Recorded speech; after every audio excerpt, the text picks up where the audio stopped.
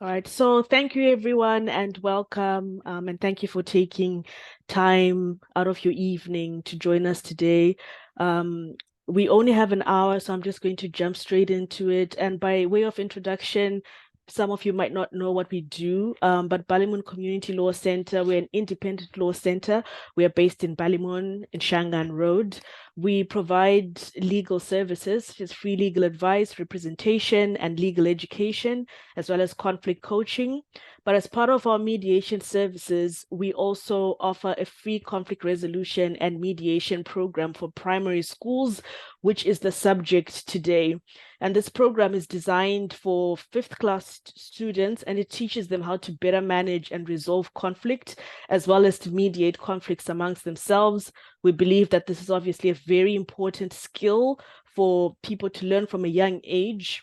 And the way this program is tailored at the moment, it's offered in two phases or two levels. The first level is mainly the fundamentals of conflict management, with just an introductory part on peer mediation.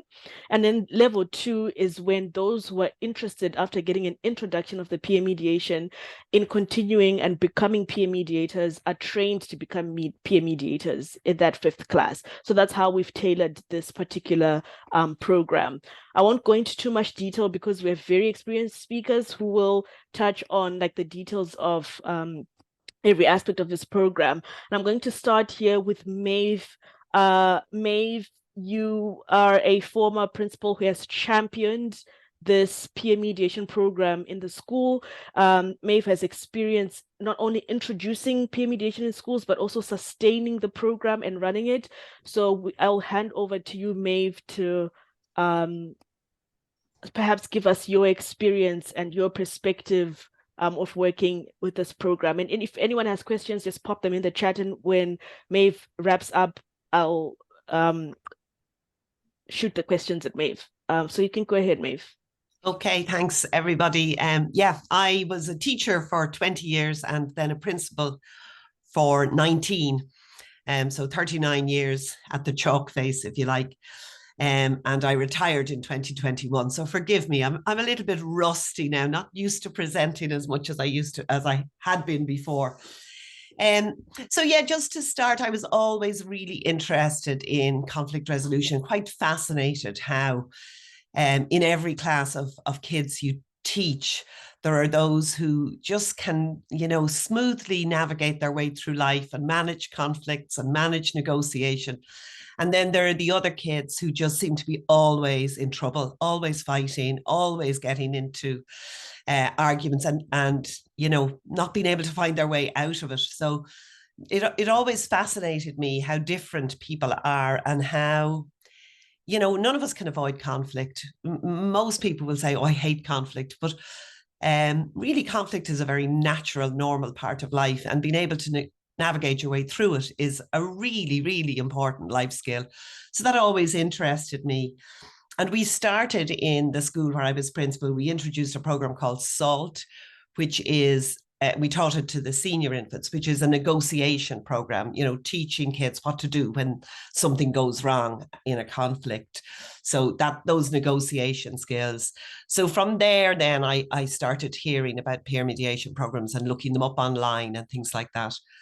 So I think I was about 7 or 8 years as principal when I went back and did a master's in human rights and citizenship. So I decided to do my thesis on peer mediation and introduced a peer mediation program into the school that year. It was action research, where I introduced the program and then evaluated it or looked for feedback from the various different people. And the program ran for the next 10 years. I left in 2021. It's petered out now, I think, which would be one of the points I would make at the end, that it can't be dependent on one person passionate about it. We kept it going. I could be wrong. Maybe it's still up and running, but I don't think so because they don't call me anymore. So I'd say it's probably not. So yeah, I made the decision, and I suppose I was in the very a privileged position of being the principal in the school, so I could just implement it. I could just do it, if you like. but the number one for any peer mediation program is staff buy-in, I think. And, you know, it's absolutely essential that not just the people who are running the program or the teachers of the peer mediators themselves, but all the staff are convinced that this is a good thing and this is something worth doing. And it certainly, you know, that wasn't easy, and there was resistance. And, you know, some teachers were very resistant to it and felt that, you know, allowing children into a room on their own to negotiate and you know, maybe deal with upsetting or distressing or sensitive issues. You know, there was a trust issue for some of the teachers, but, you know, we talked about it at lots of staff meetings, and they agreed that we would give it a trial. And to be honest with you, you know, we won everybody around at the end. We also held, you know, public meetings for parents in the first couple of years, explaining what it was all about. And, you know, we had to sell it pretty hard to some of them. But after a couple of years, we didn't even hold those public meetings. It was just part of what we did. There was a peer mediation service in the school.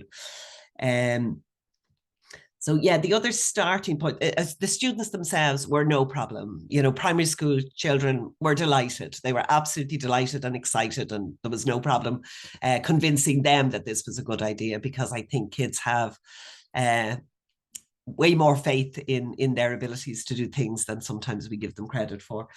And then there was the designing of the program. So I kind of stole from a program that was used up north by Include Youth, and I kind of tailored it to the kids that we were teaching, and I set to train 6th class. And yeah, at the beginning, lots of newsletters. And what we did after the training, the children did a number of role models or mock peer mediations, if you like, and we videoed them and sent those videos out to homes. We did it at assemblies and that sort of thing. And then, you know, we got going on the program, if you like. So yeah, it was wonderful. I mean, any school that wants to kind of shift the balance of power a little bit from the adults to the children, you know, any school that really wants to enhance students' voice, I think it was one of the most powerful things we ever did. It was one of the best initiatives we had in shifting the balance of power and you know, empowering the children and showing them, you know, how good they can be, you know. I do think in terms of must-haves, a school that is already involved in restorative practices and, you know, puts more emphasis on restoring relations than punishments and things is a better fit for a peer mediation program. And I think nowadays most schools have moved very much in that direction because it works, and it works better. And yeah, and a kind of an openness to do something different, because it is different, you know, to exit, the adults to exit and allow the students to take over. So you need to have an openness towards that. And as I said before, staff support is really, really essential. So we ran the program for 10 years, but after year 2, I collected all the data. So I did loads of interviews with parents, students, teachers, SNAs.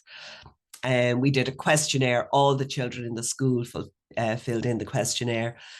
And absolutely overwhelmingly, like it was up at 96 and 98% approval rating throughout the school. The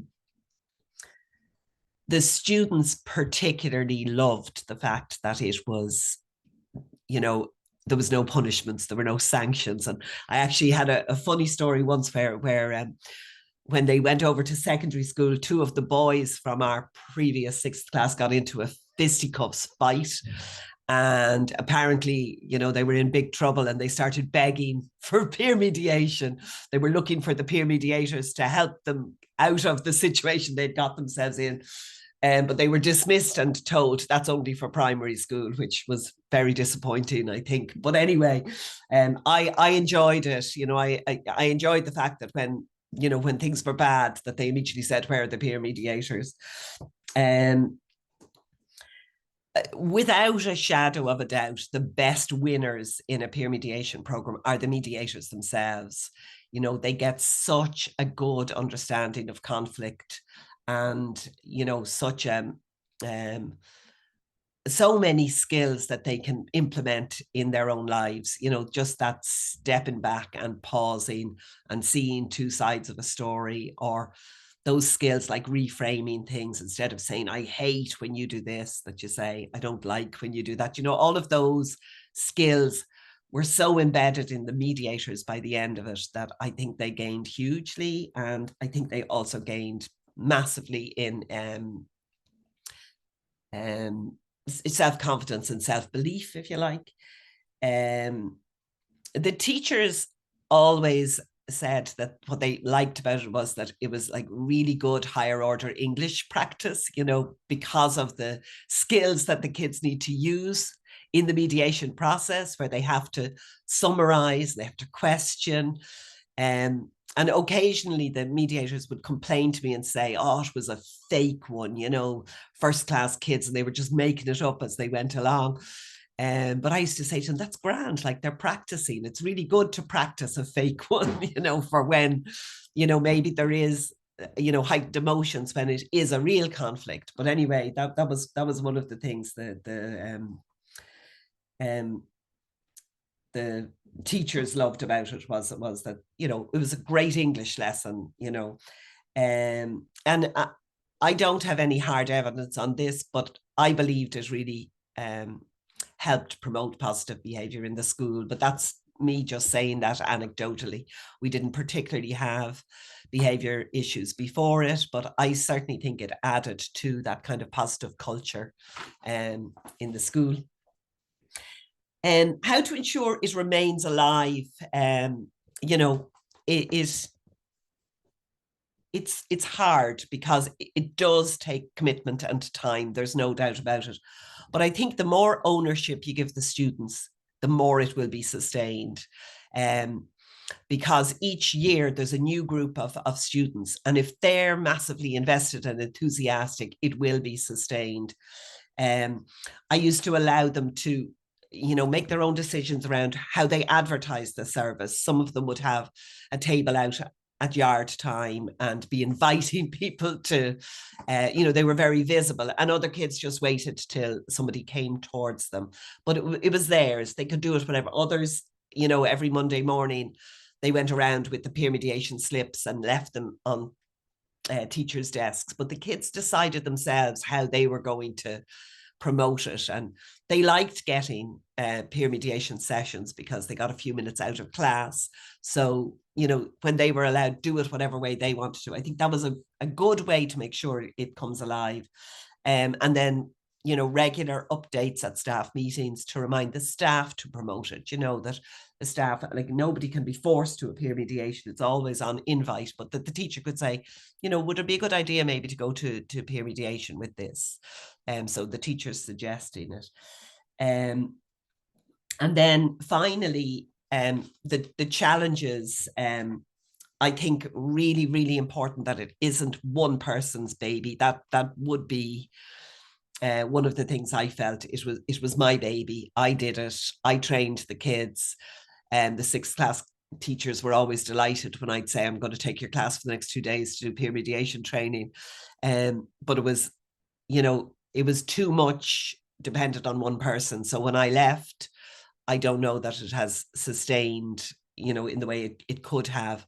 I think it might be an idea to put it on a post of responsibility, that some teacher is responsible.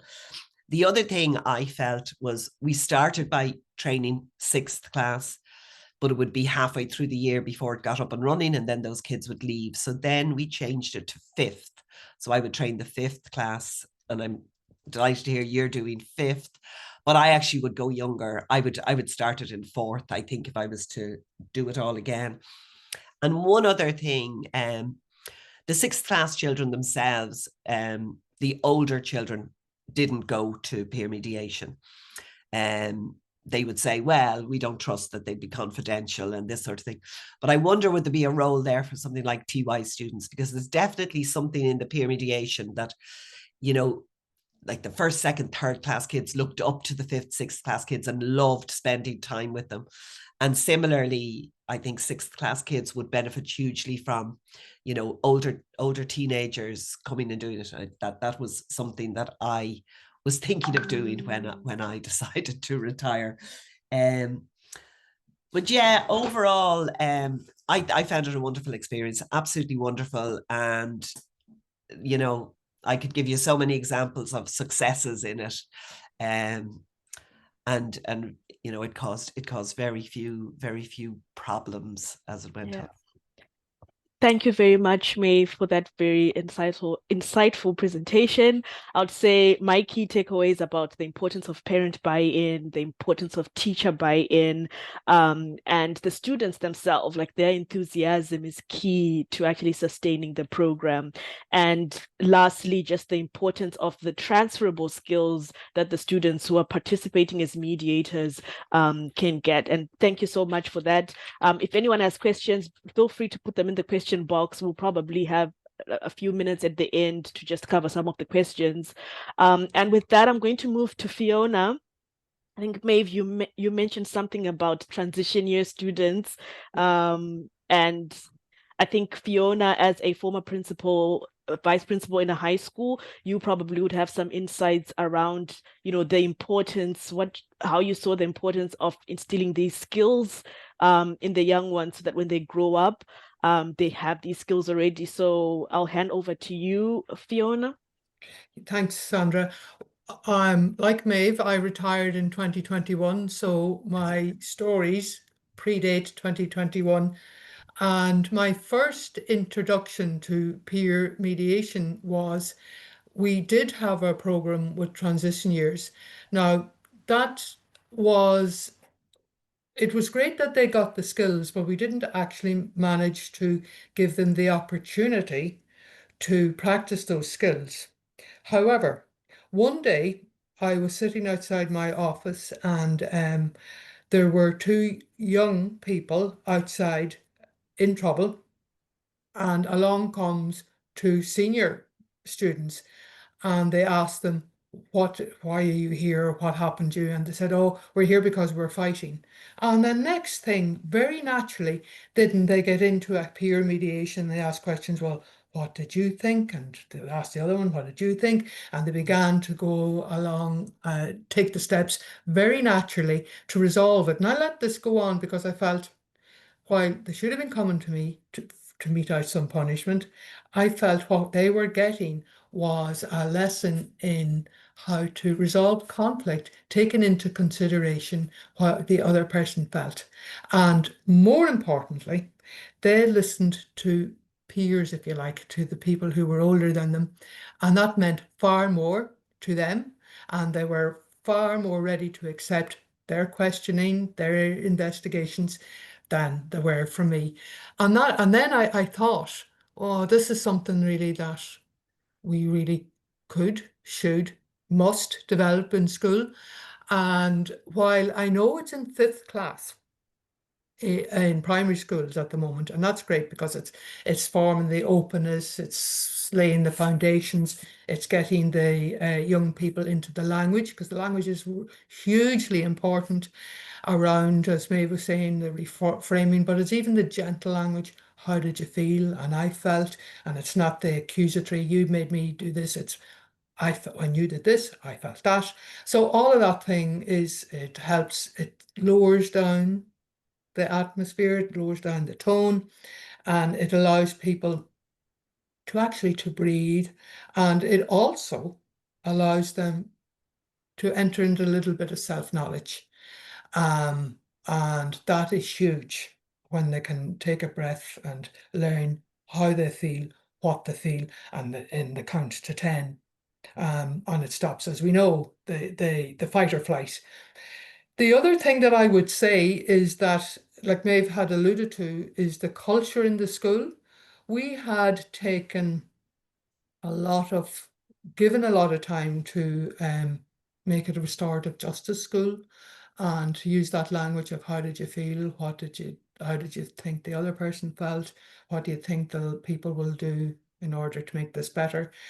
So, and as Maeve says, well, to get staff buy-in, I actually did hear staff asking those questions of students, and that kind of lays the groundwork for peer mediation to happen, because restorative justice, you could say, is the first bit, because everybody can do that, but the other skills around peer mediation, that's the next bit. Now, in a secondary school, it's much harder to get a unified voice, because you have maybe 10 class teachers for one student and 10 different temperaments.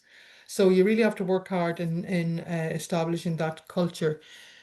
If it were up to me, I would, as Maeve says, start those lessons incrementally. So as soon as the young people are able to talk outside themselves, recognize the other, say in second class, third class, fourth, go on, and little lessons bit by bit and little practical exercises bit by bit, and then you get the mediators. I think Maeve's right. Transition years could be the ambassadors. You could have those 10, 12, and you could have them just, which we did try to do, walking around the canteen, looking at little blowouts and just presenting themselves and say, look, I think I see you having a row. Would you like to talk about it? And most young people do want to talk about it. Most young people are not happy having rows. And once that's pointed out to them, and once it's also pointed out that they're much happier being friends and connecting with each other than falling out with each other, then you're on to a winner with them. So I would fully support peer mediation becoming mandatory maybe in the schools. So I'm just thinking around the big, broad, long-term vision, it would be, if one were to think about how could this be established in school, then you need to align it to a subject. It needs to be aligned to SPHE. I think that goes in primary school as well, and kind of can go the whole way up to Leaving Cert. So I would be really getting on to the National Council of Curriculum and Development and saying, look, we have this program. We would like to align it with and insert it into SPHE, and then you have it. And then out of that, you'll have natural leaders, you'll have natural people who'll want to go further with it. Okay. Thank you very much, Fiona. Again, if anyone has any questions, feel free to pop them in the chat box. Some key takeaways from Fiona's presentation: the existing challenges of implementing it in high school, and the importance of just adding like incremental lessons. And I suppose that's where like the peer mediation starting from primary school also comes in, where we are starting with them young. So by the time they even get to high school, they already have those foundational pieces together. And also the importance of reframing and language. That's a key skill that they'll be learning in peer mediation. And lastly, an important point about like the broader picture. How can we grow this to make it bigger and align it with existing subjects? Thank you very much for that. And right, we are going to have Roisin Hickey speak next. She's the principal in Our Lady Victory's Boys, and she's just going to share her own experiences with the program in the school and any other insights that she might have. Hello there, everybody. Can you hear me? Yes, we can hear you. Yeah. Great, thank you. So yes, thanks very much for inviting me. So as Sandra said, my name is Roisin Hickey. I'm principal of Our Lady of Victory's Boys School on the Ballymun Road. And I suppose the first thing to say is how we were motivated to run the programme in our school was we were approached by the Law Centre. And I suppose from the get-go, I thought the whole idea of it was absolutely fantastic. One of the most important things that we have in our school, I suppose, is our DESH plan, and that guides an awful lot of our work, because it prioritizes prioritizes our work for the cycle ahead. And peer mediation fits in very well with a huge amount of the plans from the point of view of the well-being of the children. And I suppose it struck me that alongside, you know, the curriculum, one of the fundamental things that we need to teach them at this point in primary schools is how best to communicate with one another, because there's so much of the content is available online in terms of information, but what children need, as far as I'm concerned, moving forward now, is the ability to communicate in a healthy fashion. And we really want them, I suppose, to go ahead into life and be able to solve each other, you know, problems for themselves and amongst one another, and be able to go into workplaces and get along and fix their own issues. So yeah, it was a no-brainer for us, I think. As I said, that's how it fitted in terms of our planning for their own well-being from that point of view, from the point of view of their social skills. And then, of course, the huge thing of the day-to-day issues in our school. You know, we're in school for 6 hours, but probably the most challenging part of it is our 45 minutes on yard, 30 minutes and 15, and our 10 and 10 and 30. And that's because the children are so structured in the day-to-day, in the curricular piece during the day, but out on yard, there's that freedom, and that's where you run into lots of difficulties. So that really, that was one of the main aims for us, was being able to help their behaviours on yard and to, again, help them solve those issues themselves. We'd have an awful lot, you can well imagine, we have a lot of football going on in the yard, and I often feel for us as teachers to be involved in the decision making around football games when we're not as well versed as they are in the rules, and they make their own agreements about the nuances of the rules depending on the age. It's a no-brainer that the children themselves would be able to navigate the difficulties that come up. So it's been really successful from that end, encouraging them to be able to communicate with one another and highlight the problems that they feel, you know, injustice, and, you know, if somebody's being unfair, and being more verbal and communicating why it's unfair and what they might negotiate and what might be fair and what might be a good idea, and being able to interact with one another. We have just run the first piece of it now. So we've just finished 7 weeks of the work. So in terms of the feedback that I've received from the teachers, it's been really, really positive. We're very excited about it, about going further, where the intention from on our end now is to bring it actually to our 6th classes, because they didn't have it last year. This is our first year working with the program, and we felt it was really successful. And I think going forward, as is mentioned there by both the previous speakers, about bringing it in at a younger age, and I would absolutely agree with that. As Fiona mentioned it, as from the age at which they can speak outside themselves, I think we could be introducing this from a very young age, because there is a natural instinct in a child to resolve a problem, and why not take it on as early as they can participate, because they are the best people to navigate through those issues. So our intention, as I say, is to take it to 6th class because they missed out on it. And for me personally, I'd love to give the boys who are in our 6th class currently that opportunity before they leave us, to have the language around this and to have some of the skills that are part of this program as they head off into secondary school. And then we hope to, myself and Sandra spoke about planning for the term after that, will be that they will take the next set of the program and work specifically with some of the children of each of the 4 classes who have done this, the earlier part of the program, and take it from there. The broader impacts, I suppose, on the school culture are, it's quite early, I suppose, from our end to say at this point, but my hope is that you know, it filters through. We have play therapy and art therapy operating in our school, and what I've often said about that is, it doesn't just impact one child. When you bring in an ideology or a medium like this, you find that it washes through an entire classroom. So if you see in one particular classroom, if you see 2 children modeling, you know, a positive interaction and a conflict be resolved in a healthy way, that is really a Galar Tógálach. It's something that other children just really pick up on. They want to do it as well. They naturally mimic it. They naturally model it. And so I hope that it will wash through all the classrooms, and that it impacts life, in fact, outside of school, you know, going forward, even in their own relationships in life, that they will be able to take something from it.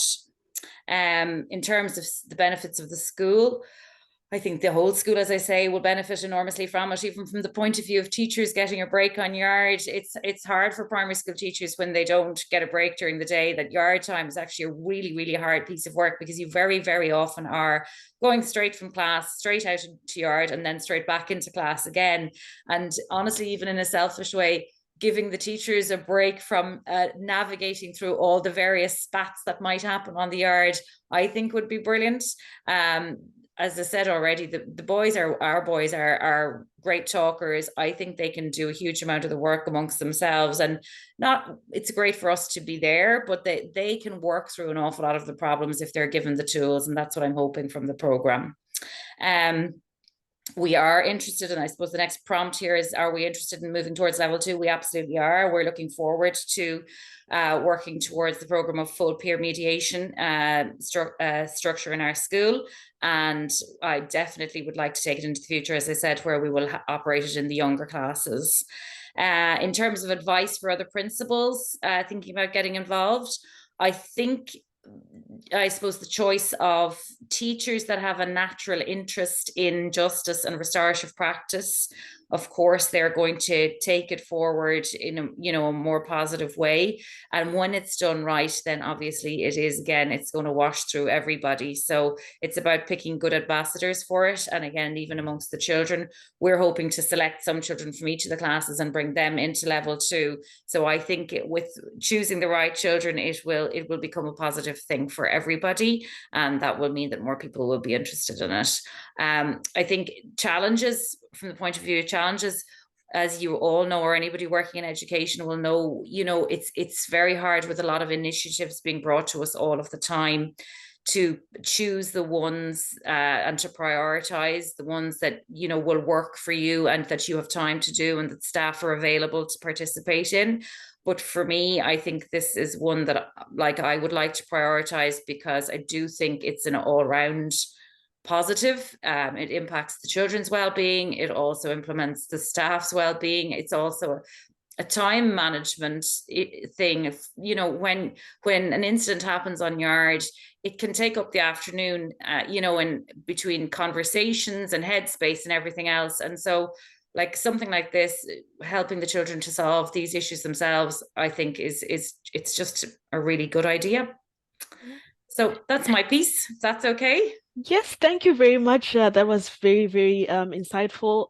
Key takeaways from there is just the examples of when some of these transferable skills can help them, like the negotiation skills, the agreements, and the ability to communicate. A huge part of our work is that it's very interactive. So for example, with the agreements on the very first day, we have them get into groups and come up with an agreement on how they're going to work as a team.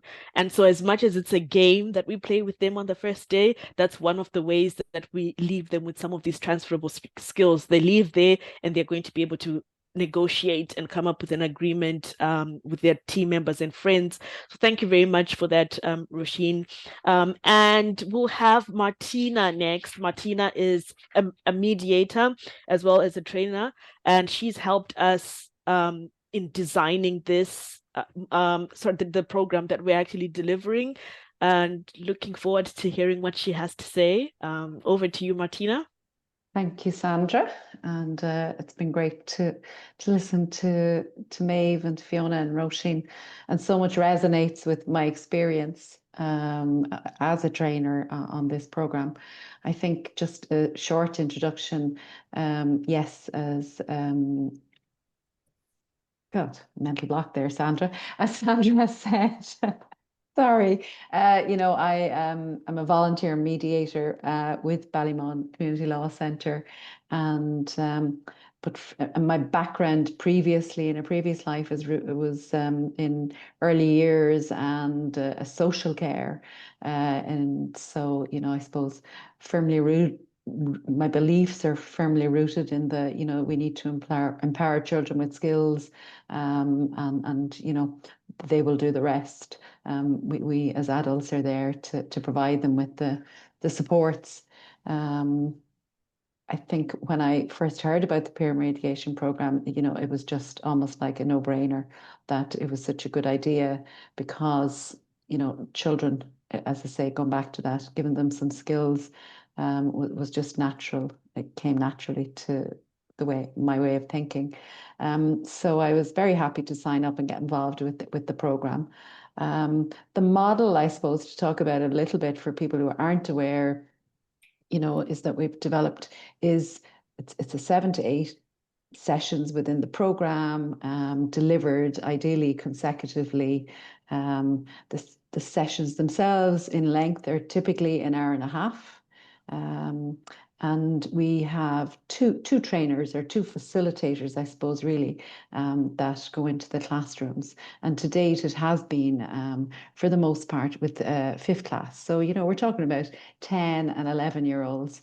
And we've had both, at the moment, they've all been single-sex class. We haven't had any mixed classrooms. So we've had the girls' school and the boys' schools. But so it's been very interesting. I suppose, there's a natural flow to the program, and we look at our goal is that, you mentioned the word interactive, Sandra, is that we want this to be, we want it to be fun, for one thing. We want to create an environment where, the young people themselves feel safe and feel that, they're encouraged to participate and to voice their opinions. And so it's that, a safe space for that. Again, typically it's been within their classrooms, and but it's not classroomy, it's not teaching, obviously. It's quite interactive, and we actually begin in circle time, and so that's pretty much how most of our sessions run. And I suppose, as I say, we have like all good trainers, we have our lesson plans, if you like. We have the manual that's been designed. We've continued to improve that manual as we've gone on, and we've taken the learning and sort of adapted to the situations that we've been in. But our sessions, we have clear objectives, we clearly move from in the beginning. And I think we go into the classrooms first, and, everyone's sitting there, no one's too sure what to expect.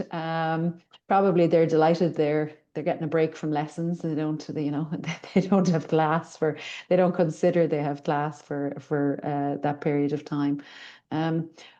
But again, and you mentioned setting, we set some ground rules, if you like. Well, we don't. We encourage, and we do that through a game. Some of you be familiar with the notion of, small groups are on a desert island. They have to come up with the rules. The most recent one was, and for the most part, to be honest, they're aligned to the classroom rules that they've come up with already, and that the teachers are working with as well. It's all about respect and things. Although we've had a few, when they were voting on their rules recently, no cannibalism was a big one. There was some great imaginations, and we tried to. So there's quite a bit of fun in some of that, and we have lots of great and very great imaginations happening as well. But I think we go into, that notion, and it's been mentioned already, that, conflict is part of everyday life, and that it's not, and it happens everywhere. And that, there's conflicts at home, there's conflicts in the playgrounds, there's conflicts on the street, there can be conflicts on the football pitch, which we've had great discussions about. And we've also, so it's that notion that conflict is natural, and it's just then understanding, and we really try to focus very much on helping them to identify what is their own maybe conflict style, and thinking about those behaviours. And we have a particular activity we do, and we, put up a sign that says passive. We put up a sign that says aggressive or collaborative. And we ask them, when we describe them, we ask them to go to the corner that they think it most represents how they deal with conflict and when they get into disputes with peers or their and family situations. And it's always interesting, a lot of people, to see that breakup and the dynamic within the class. But ultimately, obviously, we're trying to teach that, collaborative is probably the one that is the best and is the one that will help you get through life in an easier way. And most of them come to that when we repeat that exercise, they might tend to gravitate to that one after some reflection, maybe. I think it's also, that whole notion that there's no winners or losers, but we're looking to try and achieve win-win outcomes from disputes and in disputes, and that, how they might do that. And so it is trying to, and it is all about the skills, like the previous inputs have been about.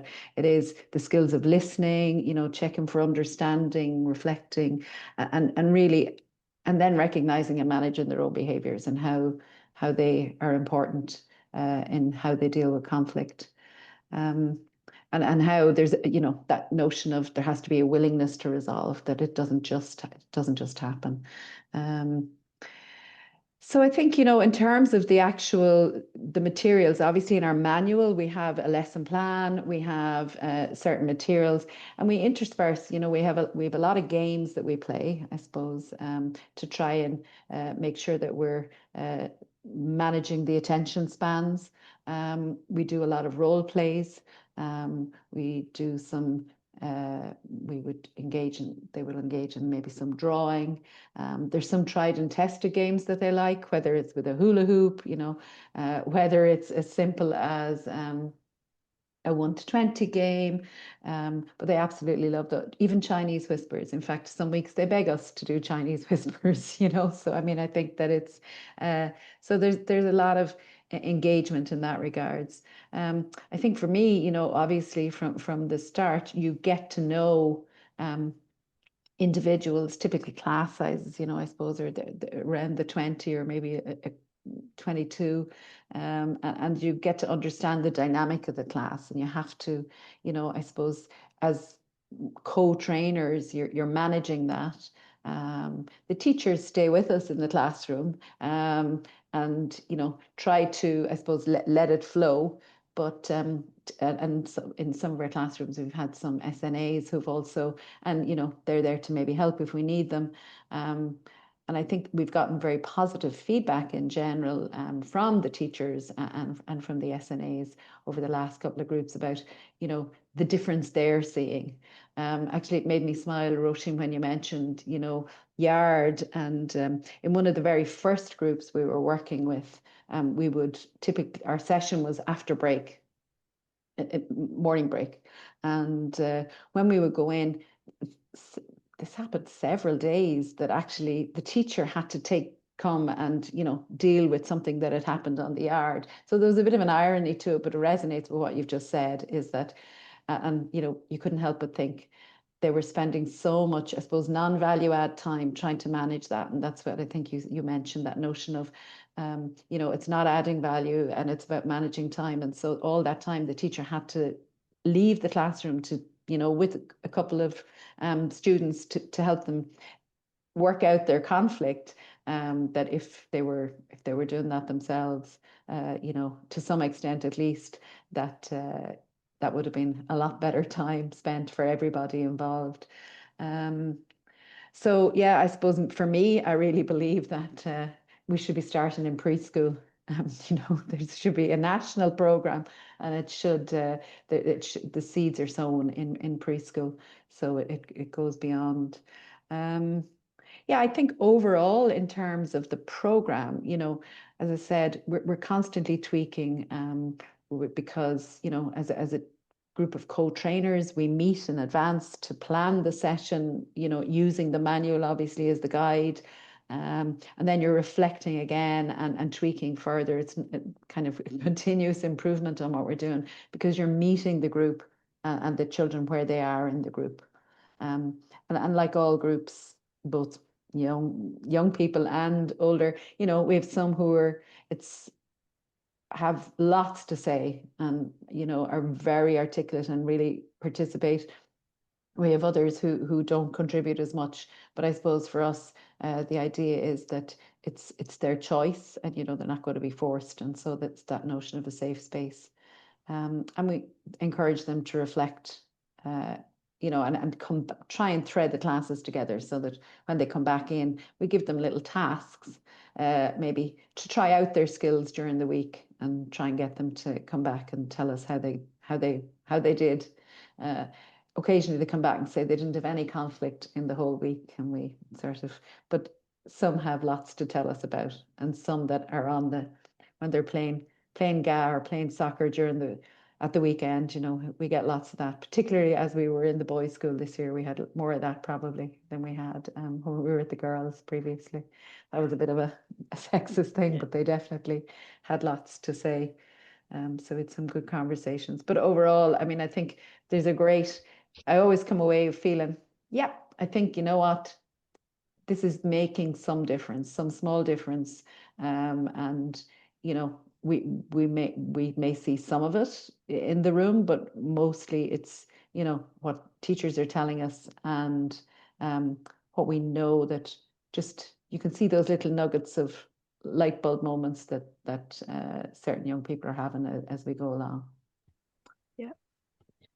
All right, thank you very much, Martina, for that rundown of what our program actually contains. As I'd mentioned, Martina is a qualified mediator. All our volunteers are qualified mediators. And so, like, as you mentioned as well, we're constantly tweaking and meeting the children where they are. And because we have qualified mediators and conflict coaches as part of the program, they're able to really identify what needs to change for us to actually meet the needs, while also sticking to the objectives of the program. And as she mentions, the teachers are always in the room and they play a huge role. And with that, I'm going to hand over to Miss Madigan, as she's affectionately known by her students. And she is going to talk about her experience being a fly on the wall over the past 7 weeks. Thank you.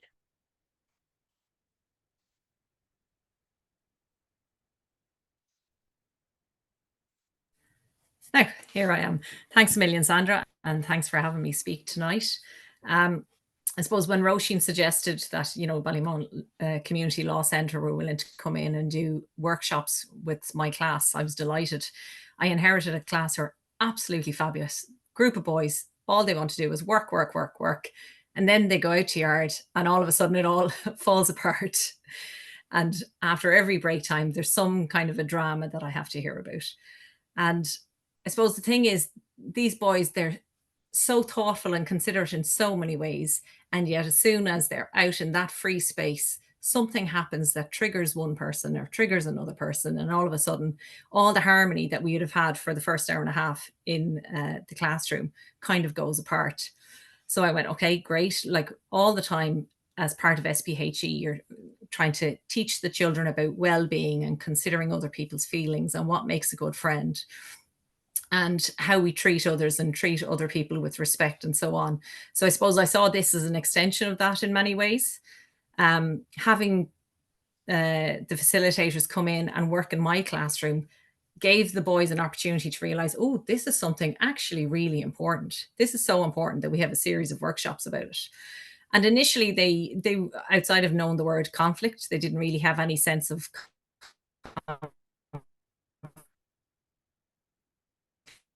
resolution or peer mediation. And one of the things I did like, and I know one of the previous speakers spoke about it, is like the opportunities for them to hear words that we as adults know and we're talking about all the time when they're trying to resolve problems amongst themselves. But for them, like words like perspective.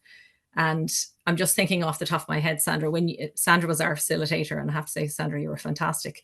But one of the things that I really loved about it was the interaction with the boys, the games, the fun they had. And I'm thinking, like when Martina there was talking about the Chinese whispers, they realized that what one person hears in a conversation isn't necessarily what somebody else takes from the conversation. It's the same words, but we all have a different perspective on it. And again, so I suppose as a teacher, when you see the fun the boys were having, but all the fun they were having was going to teach them a lesson. So like the optical illusions, you see a picture on the screen. Are we all seeing the same thing? No, we're not necessarily. And I suppose for them to realize that we all have a different perspective. So when they're coming in from the yard and there has been a conflict, it really is just two people's perspective about something that has happened. And I suppose I was very grateful for somebody else to be teaching them that same thing that I'm trying to teach them. I think one of the things, Sandra, in preparation for tonight, I was looking through, you had given the boys peer mediation evaluation forms, and I had a read through them earlier on today. And there's, you know, you're kind of thinking at the end of a series of workshops, what have the boys taken from it?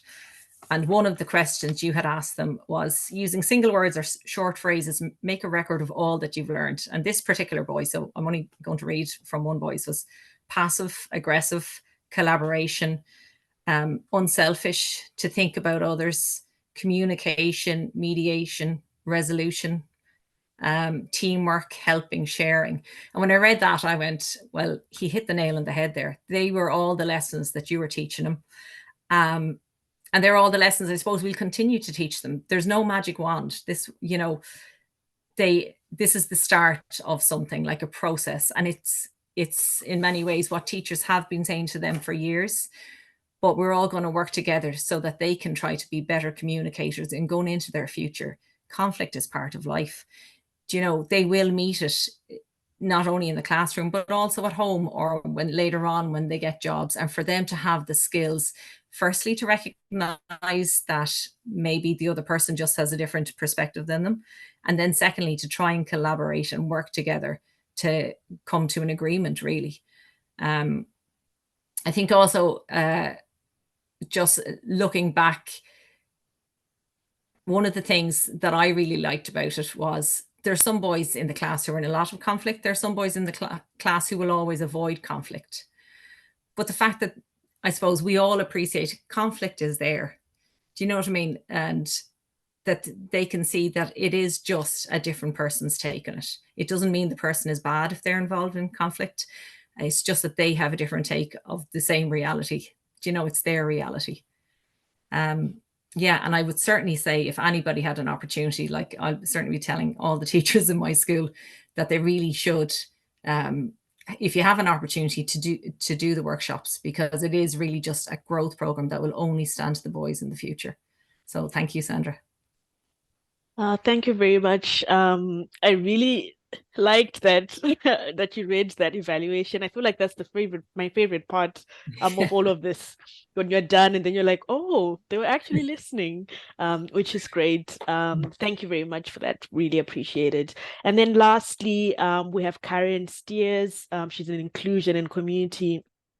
She's a social worker with Crosscare. And she's going to give her perspective of working with a different set of students. We were very grateful to be invited by Crosscare to work with a group of boys. It's a different setting with students with a different set of needs, and was a very different experience. And Karen, I'll just hand over to you so that you can share more about your experience with this program.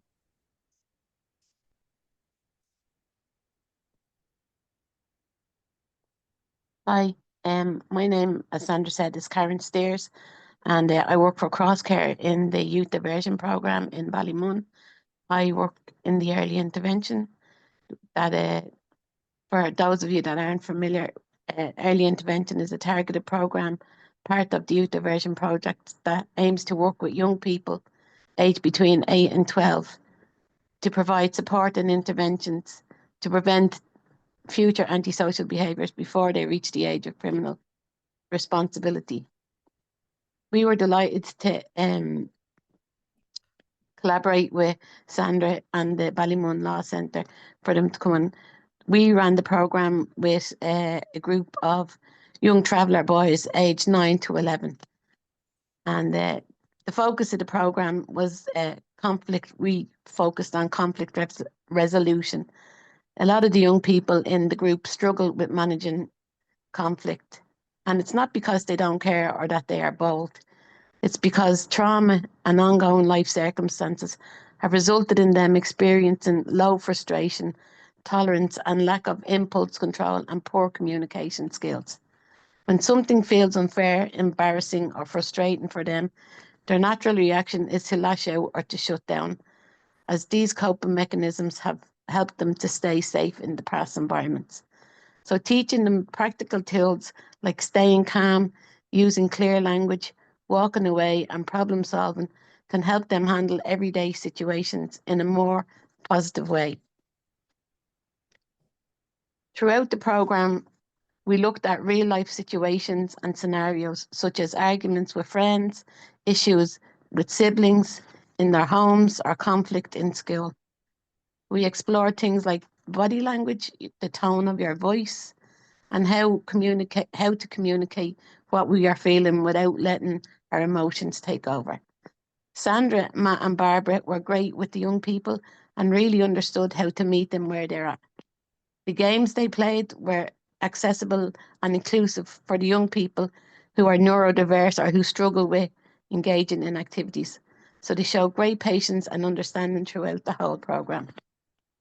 Throughout the programme, we could clearly see the positive impact on the young people. By the end of the programme, the young people were saying things like, I actually stopped myself from losing it at my teacher, using the things that they'd been shown. And I was going to fight him, but I didn't. And the stuff you showed me helped me to calm down and talk. It wasn't all smooth sailing, and some sessions were a bit of a challenge, especially when emotions were running high or attention spans were short. I found the hardest sessions were the most rewarding, the ones where the young people would agitate each other and there was minor conflicts. It gave the young people a safe space to practice what they had learned and surprise themselves in how they were able to handle the situation and remain calm. Overall, I'd say the best moment of the programme was when the young people received their certificates. You could see the genuine pride on their faces and they couldn't shut up about it for the weeks after. For a lot of our young people, a sense of achievement isn't something they usually experience. The majority of the young people involved struggle greatly in school and can have low literacy and numeracy levels and aren't members of sports teams due to community stigma and marginalisation. So this was a really huge thing for them, and they really engaged and they really got a lot out of it. And Matt and Barbara and Sandra were excellent facilitators, and I felt that the programme overall was really successful and enjoyed helping out and hosting it. That's really it. That's fantastic, Karen. Thank you very much. It was definitely also a learning experience for us working with a different group. And we must say, like, we always enjoy even the challenging setups because then we go back and then we work on how can we make this even better. And I see there are no questions. That means that our speakers were fantastic and they covered everything. But thank you very much for taking time out of your evening to facilitate this, and for everyone who was participating. Like we said, this was being recorded, and so it will be available for educational purposes. Thank you very much and have a lovely evening. Thank you.